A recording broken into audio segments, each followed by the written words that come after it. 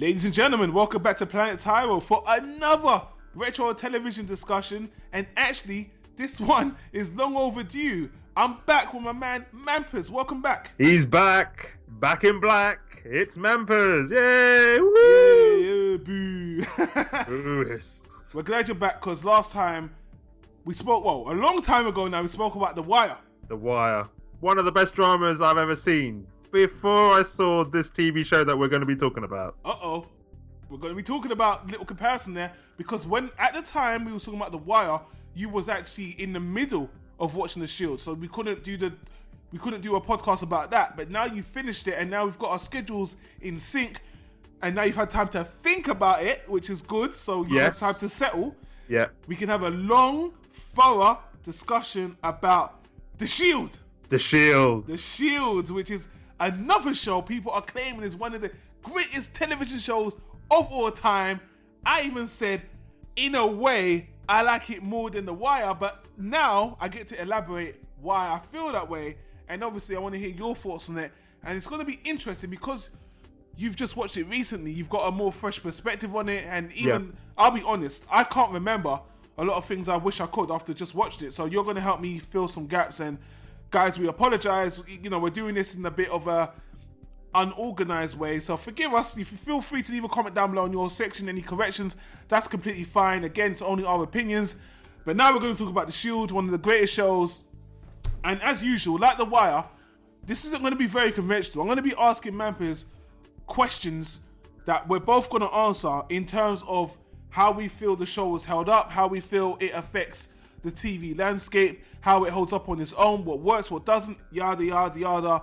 So it's going to be a good discussion, and obviously we'll try not to go on and on and on, but we want to give it the same amount of time as The Wire, because actually I think this show's 2 seasons longer than The Wire. Is that right? 7 seasons, is it? Yeah, so around 7 seasons. The Wire only ran 5 seasons, but both are amazing TV shows about crime, about cops. And for the record, people, we're not going to get into spoilers. We're going to talk about some points, but we're not going to ruin the show for you in general, because there are things we can spoil. So if you've never watched the show before, hear our thoughts on it, and we might convince you to like it or why it's shit or whatever, but just hear us out. No spoilers, don't worry. Just sit back and enjoy the discussion. So obviously, to get started straight away, Mampers, for those of the people, again, who do not know what The Shield is about, do you mind giving us a brief summary of what the show The Shield is about? Yeah, so The Shield is basically it's a TV show, crime drama show about, mainly focused on Vic Mackey, a strike agent or like strike FBI SWAT team guy, who's a leader of the strike team, who is against anti-gang kind of SWAT team in a way. Obviously, it's based in a, what would you say, a police station called Farmington. Yeah. Called Farmington, and the best thing about Vic Mackey and his team is they are corrupt. Yes, they are so corrupt. But this is the best thing about it: they're not so corrupt that you're against them. They're corrupt, but you still want them to win. Like, especially Vic Mackey. The funny thing is, you know that we're living in an anti-hero time with all these shows that they're not just Superman. This show is another show that was an early adopter of these are corrupt cops, and I would love to talk about the first episode because honestly, we should be able to mention what happens in the first episode, which is a spoiler, but I won't. But for the record, from the first episode, they establish these guys, this strike team is 100% corrupt. They don't pull no punches. Within the first episode, you're thinking, holy shit, we are deep. And they even mentioned in the, with an interview with Michael Chiklis, once he showed, like, he got the show, he's the main guy, Vic Mackey. Yeah. Once he showed it to his friends were having debates going, no, he's not corrupt. Or, yeah, but they're corrupt, but he had to do it because of this reason. So it's great to hear that, like, from the first off. Yeah. And it's that first episode kind of brings you in. You're kind of like, oh, shit, this is not like any other drama I've seen. This brings you right in. And I got to tell you, Mampus, and I'm going to give you my very first negative about the show, which is the most obvious negative about the show. What is it? When I heard about the show, and I heard the show called The Shield, the first thing that came to my mind is just a typical procedural police drama. The name of the show is the name of The Shield? Yeah, because as I said, when it came to dramas, I wasn't much of a drama guy, so like The Wire was always right up there, really big. The Shield, when you hear the word The Shield, you're thinking like The Bill, or you're thinking like... Exactly. You're thinking of what, like Law and Order. Exactly. Nothing wrong with those shows if you like it, but you're just like very procedural, very boring, very like paint by numbers, join the dots. And I saw my dad had the DVDs, and it just had the badges on the front, and I'm like, The Shield. This is the most generic sounding show. The covers look like it's just about cops. It just sounds like another, like, why am I going to watch a show called The Shield? But when you watch that first episode, like I said, you're like, what the fuck? You were just like, oh, snap. Man, I'm in. I don't know if this is reverse psychology or reverse marketing, but it's like, how can corrupt cops be cool? How can you call a show about corrupt cops The Shield? It's kind of a mindfuck. I know I'm going on and on, but guys, like we did with The Wire. Yeah. To start things off, actually, we're going to do things a little bit backwards. Okay. Let me ask you a few quick questions. Just Right. like I said, my conception of the show, I already had preconceived notions of what I thought it was going to be until the first episode. So, now that you've seen the series, I need to ask you a few questions before we go back and dive into this shit bit by bit. Okay. Did you enjoy the show overall? I did. I did enjoy the show overall. There is one caveat. I thought one of the seasons, I think it was season 3, was a bit dragging. Nothing wrong with it. It's still a really good season. But compared to the other seasons, I did feel like if they could take away that season, it still would be good. But I can agree with you because I thought the show went on one season too long. I think it could have been condensed. So I don't remember off what season you're talking about in particular, but I do feel like this show could have been 6 seasons of the 7. Yeah, that's what I'm thinking. Like, I felt like it could have been a 6-seasoner rather than a 7 one. Nothing wrong with that season itself, but I felt like it was one season too long. I can't remember what season that was. I'd still say it's 3. I think it is. But Fair enough. So, another question that we both answer, of course. Okay. Is this, in your opinion, one of the greatest television shows ever made, in general? Whew, okay. I know it's early to ask. But It's early to ask. Before I watched The Shield, The Wire was the number one. The number one to hit it. Now watching The Shield, it is a real toss-up between The Wire and The Shield. The reason why, but they're both great, but in totally different reasons. The Shield is, I'm going to say it, and I'm taking this from TV tropes. Okay. It's the hyperactive, it's a hyperactive Shakespearean drama about a corrupt cop, the rise and fall of a corrupt cop, compared to the Dickensian feeling of The Wire. And I think that's a perfect explanation of The Shield and the difference between The Shield and The Wire. In terms of the best drama I've seen, still too early to call. I haven't seen all the dramas ever made, but it's up there. I mean, in your list of in your growing list, would you classify this as one of your top shows in terms of quality? Yes. In terms of quality, yes. Highly yes. Don't get me wrong, when I was watching this, when you recommended me to watching this, I was kind of reluctant. I was like, nothing can beat The Wire. I was just like a Wire fan. I was like, nothing can beat The Wire. After watching this, I'm thinking, nah, man, things can beat The Wire. Things can beat anything, to be honest. As long as it's good, it's good. I was happy to watch it, man. Well, you kind of already answered my next question. I was going to ask you how it stacks up against The Wire, but you've already answered that. So lastly, because this is one of the biggest things people say about the show, people say this show has one of the best television endings of all time, which I personally agree with. And what I mean by that is super memorable and is super fucking A. That's an ending. It's like the fucking end. So coming away from, we're gonna go over this all in the bits, but just coming away right now, the ending. When you left the show, how did you feel on that ending? When I left the show, I did feel like this is a really good ending. This isn't the best ending, but this is a really good ending. It is very, very Shakespearean. This is very... When I mean Shakespearean, as I mentioned in the Wire review before, it's very rise and fall of one character. And yeah, this had it. in the ending. But it's not about him. It's about the other characters involved in the Shield as well within Farmington that got their endings in what they deserved or didn't deserve. I thought. But yeah, I think the ending for it, it's one of the best. I don't think it's the greatest, but it's up there at least.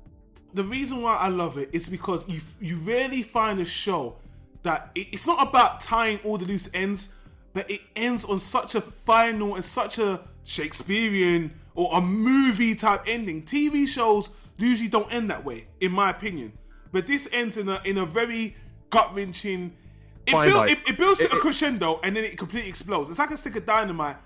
When it explodes, that's the end. There's no clap, patting on the hands. There's no like The Wire. Everyone's at the bar. This is one of those fucked up endings that, you know, I wish I could spoil it, but I'm not going to. I wouldn't say, to me, it wasn't fucked up. But then again, I think a lot of people are talking about, the ending's amazing, And so when I watched it, I was like, it's not amazing. But I wouldn't say it's not amazing. It was just like, okay, it's really good, but I was expecting to be something more so. Yeah. But for the ending of the TV show itself, it needed to be like that, man. It couldn't have been any other way. Yeah. There was no other way it could have ended. It had to end that way and only that way. You know, Mampers, I'm not gonna lie. I'm hyping up the ending, and I hate to build up people's expectations because I do feel like people like me that at the time never saw TV, because when the show came out, I can't remember what the year it came out, but when it came out, and it ended. I can't remember when it ended either. I do apologize. I'm sure Mampers. I'll tell you right now. It started in 2002 and ended in 2008. Okay, in 2008, for a show to end that way, honestly, for me, is so epic, so well done.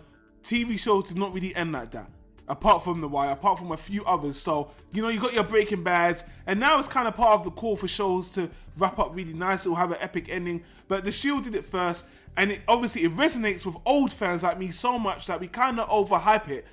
So when newcomers come along, I feel like we kind of ruin it for you guys. So first of all, let me apologize. Maybe if I watch it now, seeing other shows, it wouldn't be the greatest ending, but I still think it's very well done. And let me tail off something you said. Comparing it against The Wire, because now I can actually explain and now we can get more into this.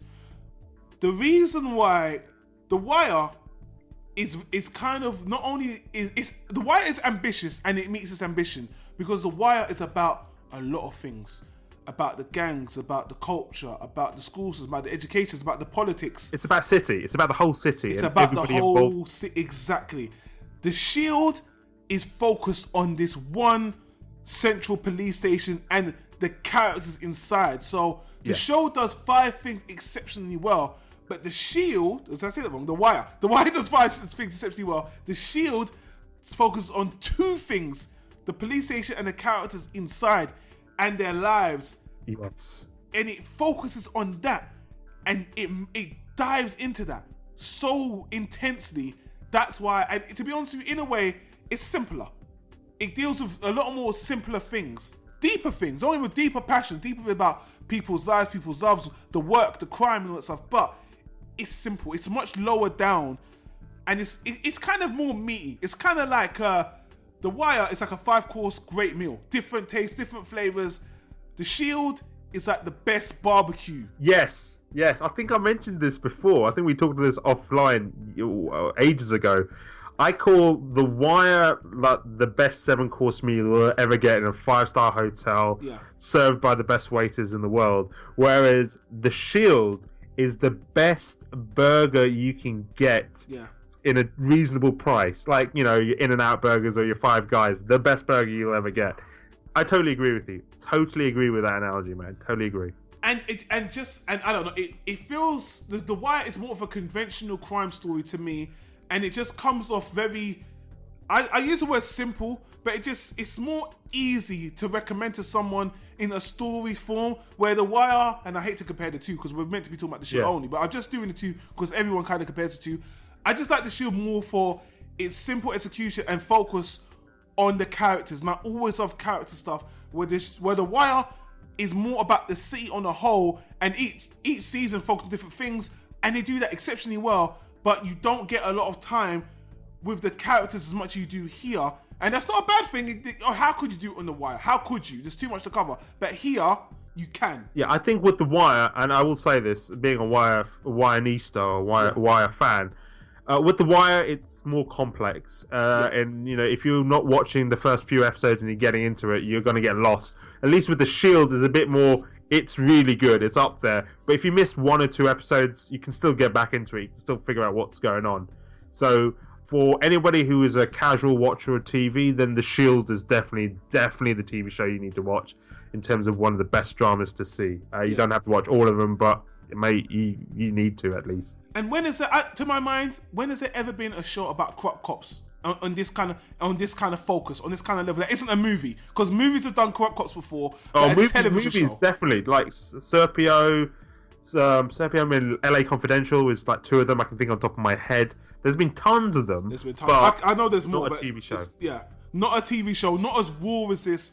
And now, well, here's the problem, because now we need to go back and do the season over season. Tell us, because you've watched the show recently. Some of the things I want to talk about are more hazy in my mind, because just like before, we want to talk about the pros, the things we liked, and the things we didn't. Okay, yeah, not a problem. And I'm going to need your help more, because the things, I'm sure I'm hazy on a lot of things, but first of all, the acting for the show is again fantastic. We've got a diverse cast because Holy smokes, there are so many good actors in this TV show. It's unreal. Can I start with Vic Mackey? Go for it.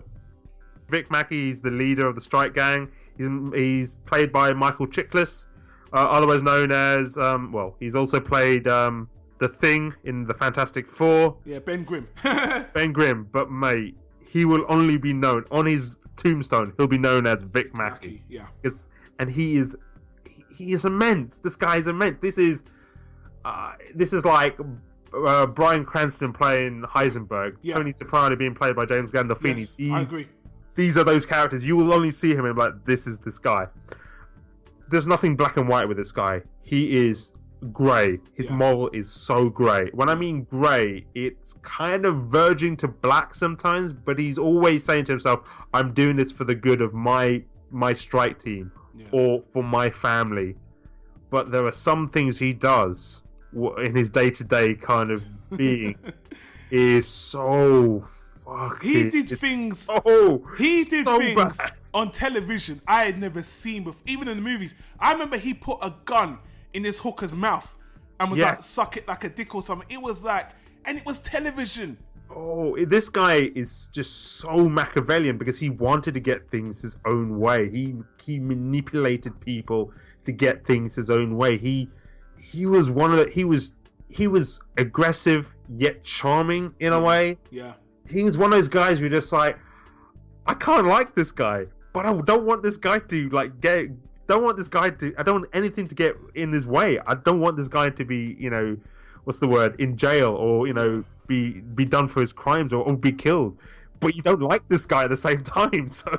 And one of the rare things the show does that I was surprised, the show actually shows him as I put this in hyphen, a family man per se, because he's dealing with his wife and his kids, and it's an ongoing situation as well, when you see the stress of that, where other shows just focus on the cop side, but it shows, man, his marriage is falling apart, he's got all these problems. But that's the great thing about it, because in his eyes, all the things that he was doing, all the crazy, like, illegal shit that he was doing, in his head, his ideas were like, I'm doing it for my family. I'm doing it because one of my sons, both my son and daughter are autistic, so I need to raise the money and everything else. It was almost like Breaking Bad's Heisenberg was kind of saying, I'm doing this because I need to make the money because I've got cancer, so I need to raise the money for that. So in his mindset, it was like, I'm doing it because I need to raise the money for my kids to become in the special schools.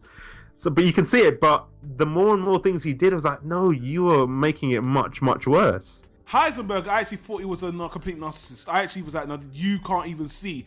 But Vic Mackey was more like, I do believe foundation, you are doing this for your family, but your evil deeds are still outweighing your good intentions. You're in too deep. You're in too deep. You know what you're doing, and you've done things before, but there is like one part, I think in one of the seasons, I think it's season 3 or season 4, him and his crew are in too deep, way in too deep, and I think once that happens, there's a timer ticking.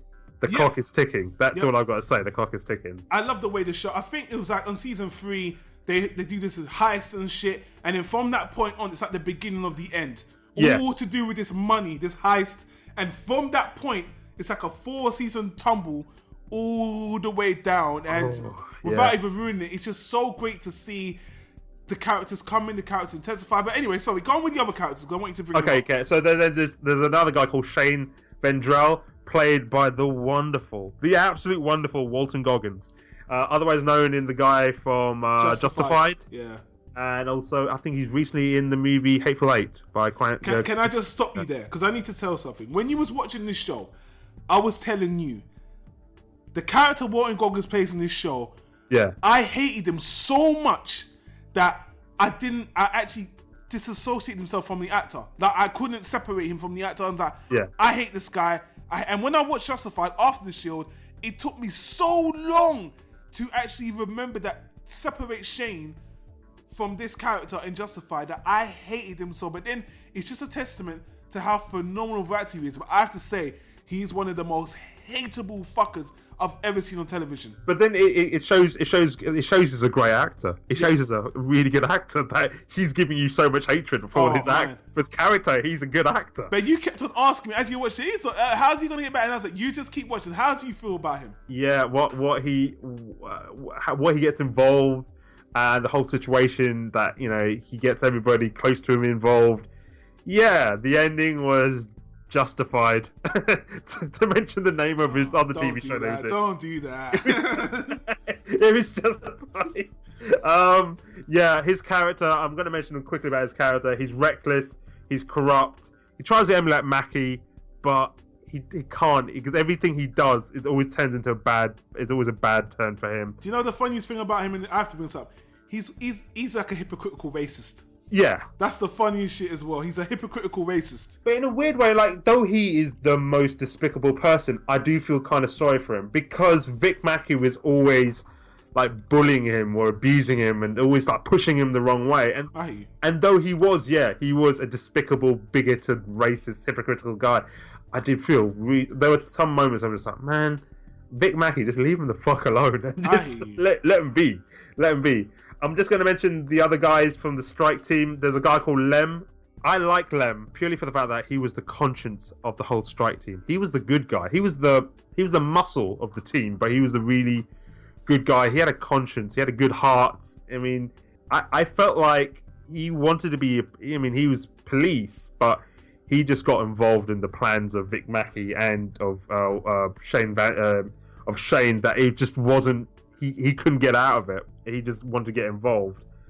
And the other guy that I want to talk about is what's his name, Ronnie, who, I mean, in the first 3 seasons you didn't hear much of him, and he was always like the butt monkey, like everybody's taking the piss out of him.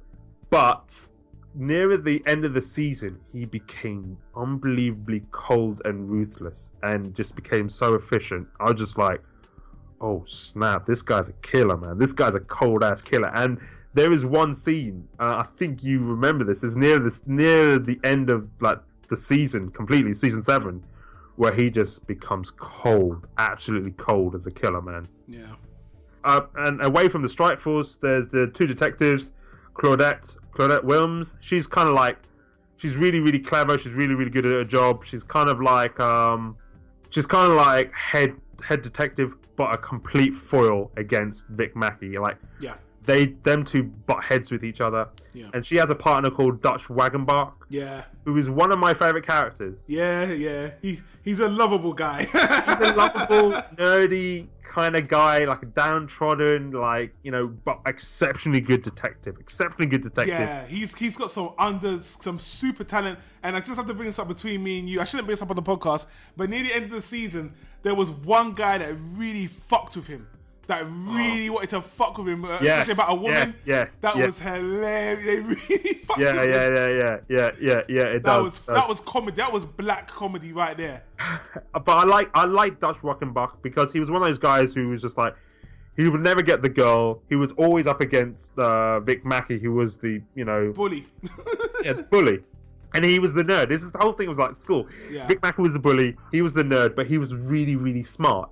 And the good thing about Dutch Wackenbach was, yeah, he knew Vic Mackey was up to some corrupt shit. He knew he was up to corrupt. I think everybody kind of knew. Yeah. But he knew, and he was going to push the button to see if he can go further and see if he can investigate a little bit further to see, you know, if he can catch Vic Mackey into something. Yeah. And, you know, eventually he'll get, eventually Dutch will eventually do something. The last person I want to talk about is David Acevedo. Acevedo. Acevedo. The pretty boy. Yeah, the pretty boy. So this guy was the police captain. He is the captain of the police force of the Barn.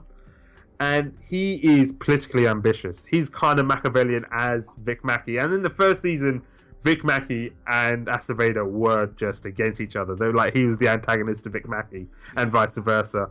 And yeah, and at the beginning of the first 3 seasons, you're just like, okay, Acevedo, he's just like, you know, being Machiavellian, just trying to push himself up the ladder. There's nothing, you know, he's not being corrupt or anything, or there's nothing wrong with him. He's just trying to muscle his way up until becomes politician or whatever. Yeah. And then there's something that severely happens in season 3 that changes the whole thing. That makes him more like, oh shit, I am down in the dirt with the rest of these corrupt fools. I loved everybody that. else. I absolutely loved. And if people knew I was talking about, they probably felt a horrible person. But the thing is, it was kind of like he was up there and everyone else was down there giving orders and you know, even though you might not agree with it, Mackie, you know that he's in some shit. But then this guy, he takes the wrong turn and he ends up right back down with them. Yeah, but that's the great thing about it, because while watching the TV show, while watching the first 2 seasons, I was like, oh god, is he just like, because I kind of seen like, is he gonna leave? Because there's nothing on him. Like, is he gonna leave the show? Because there's nothing on him at all. It just felt like he's above everybody else, and everybody else is like in their own corrupt shit, and he's above everybody else.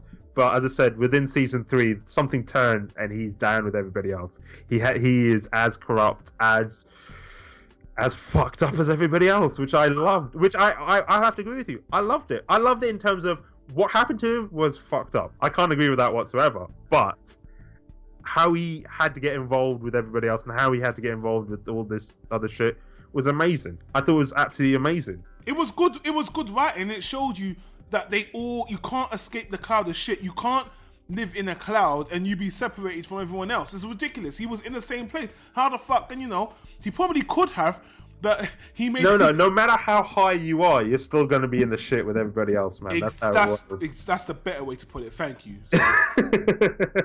Exactly. And the other 2 people I want to mention about, I mean, they're still characters.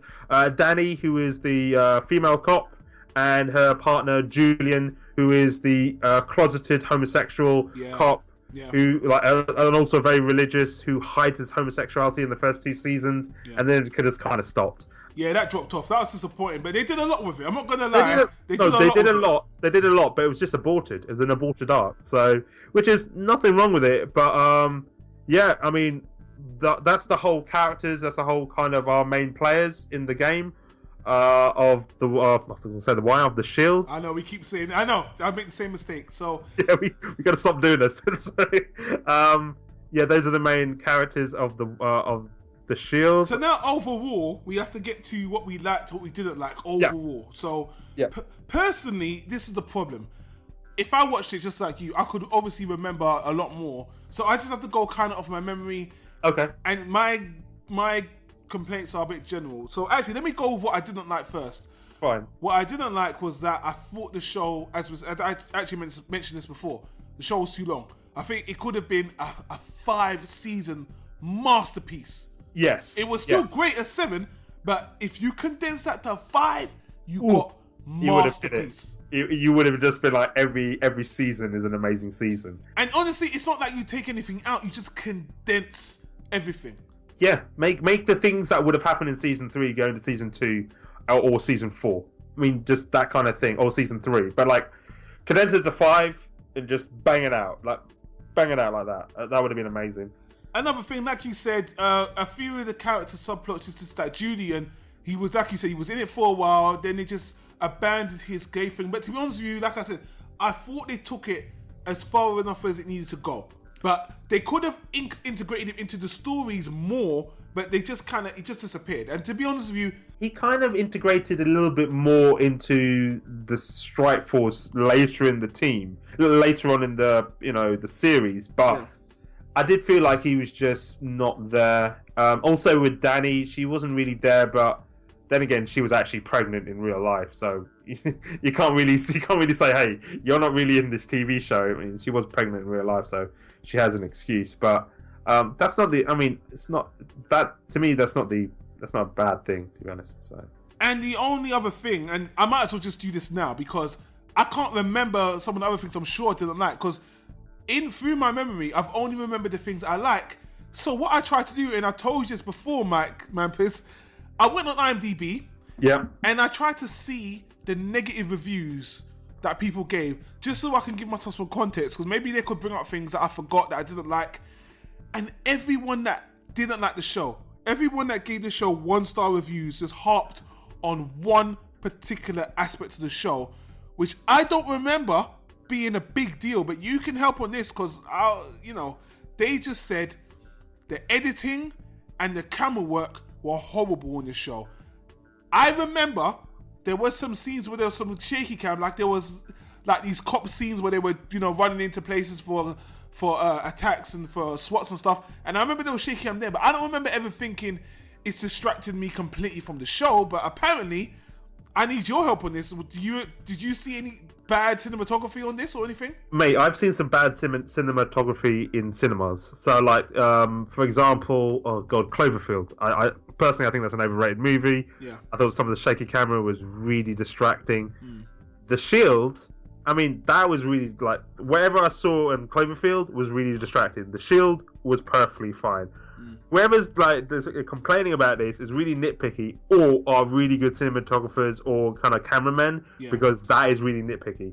Because if you're telling me they gave it one out of 10 stars just for that, then they just need to see something really like really bland and pleasant and just kind of still camera kind of thing. It isn't that bad. It isn't that bad. That's all I'm saying. Well, you're coming from the eyes of someone in 2016. So, and guys, don't take my word for it. Go on IMDb, go to the user reviews, and put the filter to hated it. You will see 2 pages of dislike that will say, "Oh, the acting's good. Oh, the stories are okay, but the editing was fucking horrible. The camera work was terrible. The editing was shit. This is a disgrace." I'm like, how the fuck can you base all this shit off the way it looks? How can that anyway? So don't get me wrong. Like you said, sometimes bad camera work can ruin a show. But this show, to my memory, is like, really? Yeah, no, because I'm looking back. I'm not watching it now, but I'm looking back in my memory. I'm going, I never said to myself, I don't know what the hell was going on there. I don't know what the hell's going on there. I'm like, no, I know what the hell's going on. Seems perfectly fine. Nothing was wrong. And maybe it's because I'm so used to kind of quick editing, kind of shaky cam thing that it doesn't bother me. But I know when it's really bad, and as I said, I brought up bloody Cloverfield as an example. All right, well, let's be fair. I can't remember any negatives. So you go. What do you have any negatives for the show now that you've just seen it into your mind? Do I have any negatives? Not that I can think of. No, not on top of my head. As I said, could have been a 5-seasoner rather than a 7-seasoner. I can't. To be honest, I can't think of any. To be brutally honest, I really can't think of any. Maybe 1 or 2 of the characters that I didn't like. I mean, you don't have to look for honestly, neither could I. Honestly, there's nothing that I dislike. There's nothing I didn't like at all about this TV show. Yeah, it's a bit long, but it's not the end of the world. And I'm not calling it a perfect show. Just to be clear, guys, I'm just saying that I don't see anything glaringly wrong, and I think they did most things right. Yeah, I totally agree. I think they did everything right. Even when they brought in like celebrity actors coming in, or like one-off celebrity actors like Glenn Close as the new captain, or Forrest Whitaker as Lieutenant. I think he's ICA ICE. Lieutenant Whitaker. yeah. I can't remember his name. Lieutenant Kavanaugh. That's it. Well, since you're bringing that up, I have to bring up the things I liked. Oh yeah. This was one of the first shows, as you just mentioned, that actually had Hollywood stars coming down to guest spot, and this was the first. Now that's happening all the bloody time, but back in 2007, 6, or whenever, and those seasons they came, Forrest Whitaker's doing his show. Glenn Close, Glenn Close, and let me tell you something, Glenn Close, as a female actress coming to play a sergeant, her arc was interesting.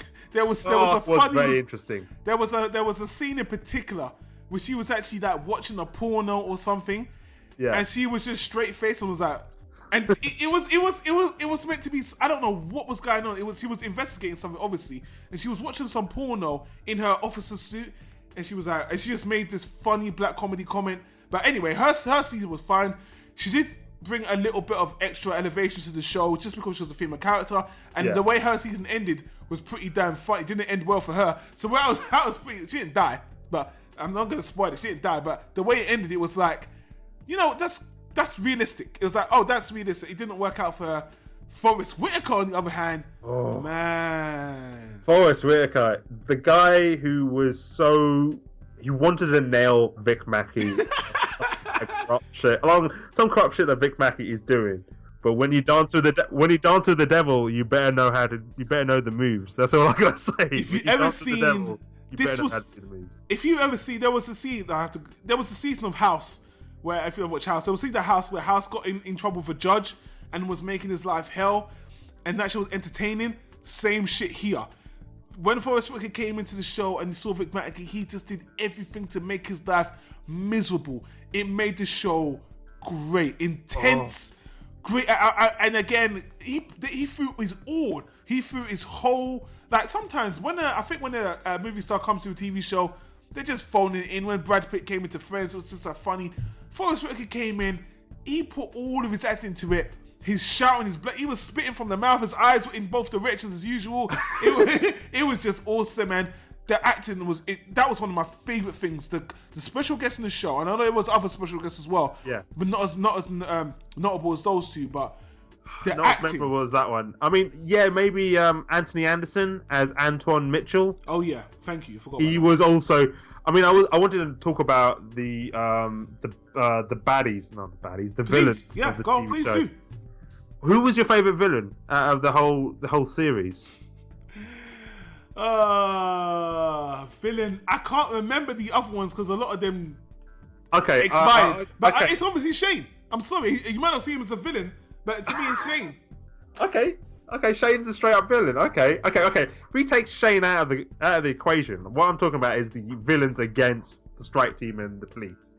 Do you know what? I cannot remember. I remember the team they robbed the money from. I think it was the Armenians or something. Yeah, the Armenians. What about the Mexican guy, the leader of the Mexican gang? Vaguely remember. I'm sorry, guys. It's been so long.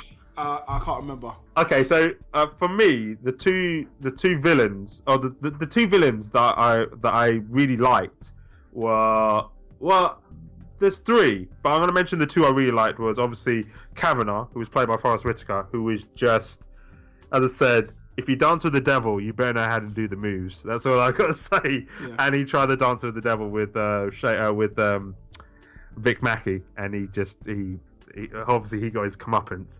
And the other guy who I really liked was Anthony Anderson's character, Antoine Mitchell, who was a really... Oh, yeah, I remember him now, yeah. Really, just really, really good character. Really, really, like, one of the best actings I've seen from Anthony Anderson. Because when you see Anthony Anderson, he's a big guy. Yeah. And he's usually in a lot of comedy shows, a lot of comedy movies or shows. So you're thinking, like, that guy? Yeah. Okay, exactly. That guy can act? Okay, let's see it. And then you see it and you're like, oh damn, he can act. Okay, that's good.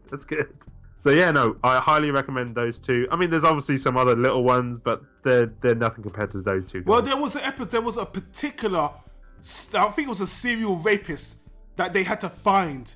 Yeah. And that was so great. And that wasn't even like a big villain, but the way they were searching for this guy, and I think it was the team, what's her name again? The black lady and the white guy.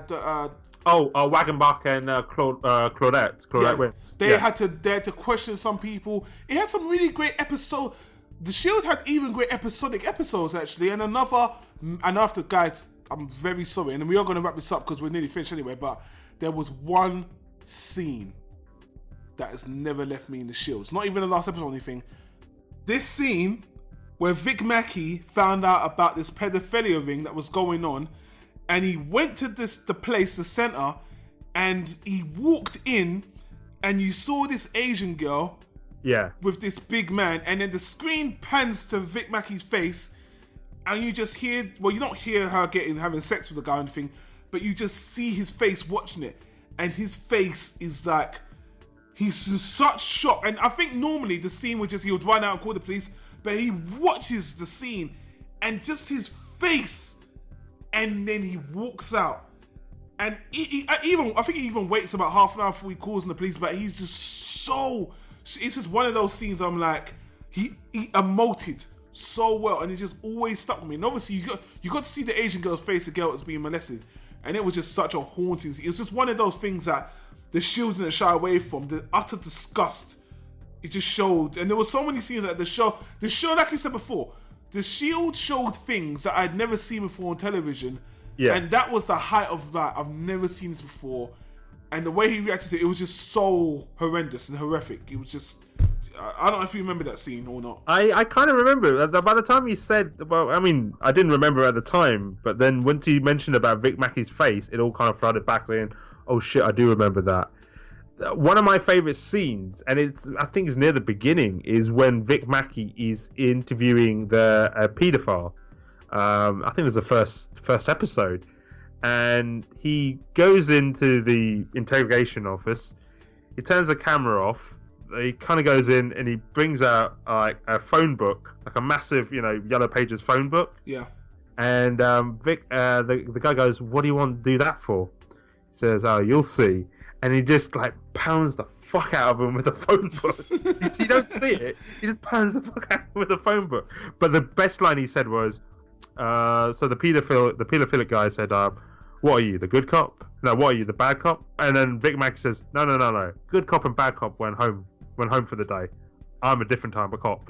And that's when he just brought out all this stuff. I was thinking, oh, awesome. Shit. Things are going to go down already. So That is awesome.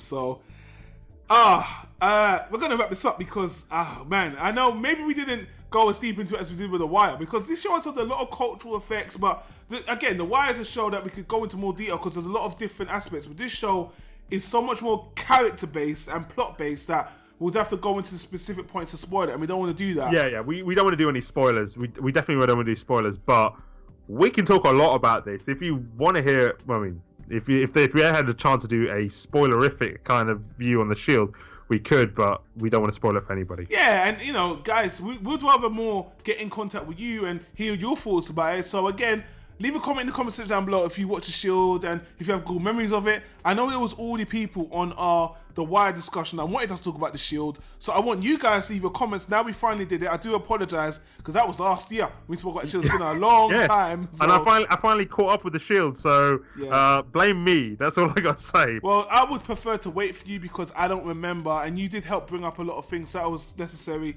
But I do want to give a special shout out to one subscriber in particular who left a comment. I think his name is Ben Hamill. He left a comment, and I know you followed up on this, Mampers, because he was talking about there was write-ups from the AV Club, the website called the AV Club, where they did these summaries, episode by episode, giving a much more analytical breakdown of the episodes and just more intellectual. It's amazing. It's amazing to read. Like every episode I watched of The Shield, I then immediately read the analysis from the AV Club by Brandon Nowalk. I think that's how you pronounce his name. Okay. His writing was amazing. His writing was something else. So I highly recommend if you're a big fan of The Shield, definitely read his reviews for sure. I got the link. I'll put a link in the description down below, guys. If you're a fan of The Shield, check out those summaries. I want to give a shout out to thanks Ben Hamill. Thank you guys, everyone who wanted us to do this discussion. And obviously, if you got all the way through this discussion, through our rambles, through our comments, we really, really, really appreciate it, and we really hope you leave a comment to conversate with us and let us know your favorite moments. Let us know anything that you think we missed out or didn't mention, or things you remember, things you loved, things you hated. And you know what? If you didn't like The Shield, give us some constructive feedback on what didn't work, because again, I couldn't find any constructive negatives, and I can't even think of anything I didn't like. Not saying it's a perfect show. I'm just saying, I found it hard to find things that would fault the show. Just like The Wire, these are constructed beautifully, well crafted, and again, this is one of my favorite shows. It gets an edge for me over The Wire just a bit, just because again, it's a little bit more of a conventional crime story that's easier to digest and easy to remember. Where The Wire is a lot more, I don't want to say scatterbrained, but it's a lot more varied in what it's doing, and it's just a little bit more cerebral in a sense, cerebral and ambitious, which isn't bad, just different. So comparing the two, we shouldn't really have to compare the two. They're both fucking great. They're both. Here's my rating for both in the Hall of fucking Fame. Period. This is The Shield for me is in my Hall of Fame of television shows. It's a great show. It's one of my favorites of all time. It could have been shorter, little bits here and there, but it's still a great crime show. And again, don't let that name fool you, because The Shield might be a bit of a atypical name, but that Shield is fucking dirty. Yeah, I'd like to put my 2 cents into it. This is a Hall of Famer. This is one of the best TV shows in terms of drama I've seen. It is up there with The Wire, even though it's completely different, as Don has said. I love this TV show. Hall of Fame for me, and I'm really glad that I've seen it. Thanks to Don, he's recommended it to me. So, yeah, I've got no other words to say. The Shield rocks. That's all I gotta say. Look on IMDb. It's got 8.7 last time I checked. It's why I'm glad that you watching it today in 2016 without me persuading you, because you said you were skeptical as well. So I just want to put that out there. It wasn't just me putting shit in your head. You watched it of your own accord. So yeah. And you said it still holds up today. It does. I mean, look at it. Like, The Wire and The Shield are like 10 years old now. Yeah. Roughly 10 years old, and it still holds up. Yeah. Still holds up. And obviously, the cast went on to do a lot of the main characters in the cast, the main actors in the cast went on to do other things. I know Vic Mackey's in Modern Family. So not Vic Mackey, the actor who plays him is in the Modern Family. I know he's in Modern Family. I know he's in Gotham, if I'm not mistaken. Is he in Gotham? I don't think he's in Gotham. Well, maybe he's in Gotham now. I think he's in Gotham. I know Walton Goggins is now in Hateful Eight. Everything. He wasn't Justifield. He's basically going to be the new big guy to see. The other people I don't know. There is only one person I want to talk about who unfortunately isn't doing so well. Who's that? Michael Jace, the guy who plays the gay guy, Julian. Oh. He's arrested for murdering his wife. You joking? Not joking. Fuck. Google it. I actually was kind of shocked myself. I think it was accidental homicide, but either way, right, he's arrested. And I think he's in jail for a long time. So the cop becomes the jailer. So the cop you had to make that joke, didn't you? I hate to say it, but he's just like, shit, we're talking about corrupt cops, and unfortunately, man. The good one, the good one as a character is in jail. So thanks, man. That's a great note to end on. Not bad. That's real talk, though. I would have brought. I didn't know that. I would have brought that shit up myself. So yeah, that's one of the things that that when I saw it, I was like, shit, man, that guy. But shit, it happened. So. Hey man, thanks for the facts, man. But it is what it is. I hope the rest of the cast are doing well. It's still a great show. Obviously, again, if you were gonna leave that in the comment, Mampers just beat you to it. So thanks for the update. But let's leave you guys. Our mouths are really sore after doing 2 recordings at once. But guys, if you like the content on Planet Tyro, you can hit that subscribe button and get the content right to your YouTube feed. Also, if you check on the right, as you can see, you'll see the annotations. You can click for all the other stuff we talk about: animation, books, TV shows, monthly documentaries, the Year of Lupin, so many things 2016. As always, subscribe, let us know what you think. And until the next one, I'm going to get the hell out of here because I'm tired. I know Mampers is, but I want to say again, thanks for watching, and I'll see you later. Peace out. Peace.